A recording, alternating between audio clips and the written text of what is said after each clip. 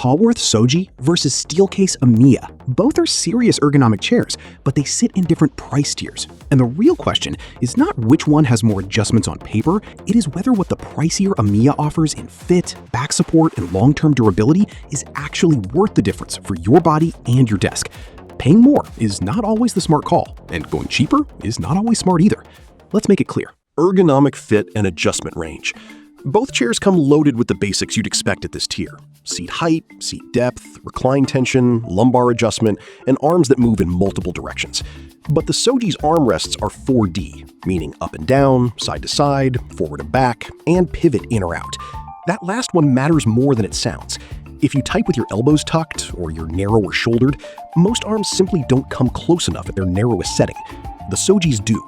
There's an opinion floating around from someone dealing with an RSI who basically said the armrests were the only reason the chair worked for them, because nothing else under a much higher price tag let them sit with proper posture. That tracks. The Amia's arms are fully adjustable too, and they're solid for average builds, but the Soji has a wider window of fit for unusual proportions. On seat depth and height, both slide and adjust well. The Soji's height range goes notably low, which shorter folks will appreciate, and the Amia is well loved by people in the 5'2" to 6'1" range.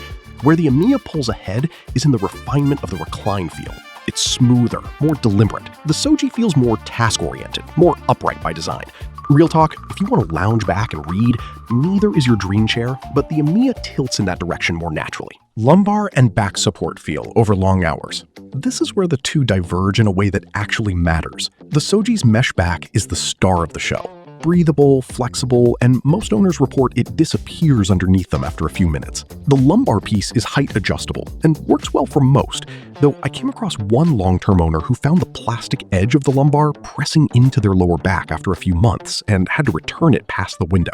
That's the kind of thing you want to dial in early. The Amia takes a different approach, an upholstered back with a flexible lumbar that moves with your spine.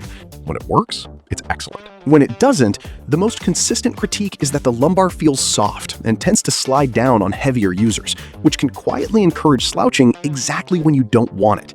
For someone dealing with sciatica or chronic back pain who sits 8+ hours, the Soji's firmer, more defined support tends to win out. The Amia is comfier in the moment, the Soji is more disciplined over time. Build quality, durability, and warranty confidence. Here's where you see why these brands cost what they cost. Both carry a 12-year warranty, both are built for commercial 24/7 use, and both ship fully assembled, which is a small thing that becomes huge if you ever need to return the chair.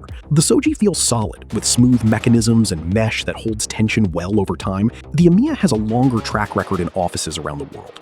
You've probably sat in one without realizing it.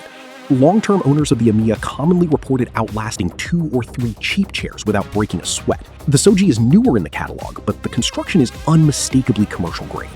Honestly, on durability confidence, this is close to a wash.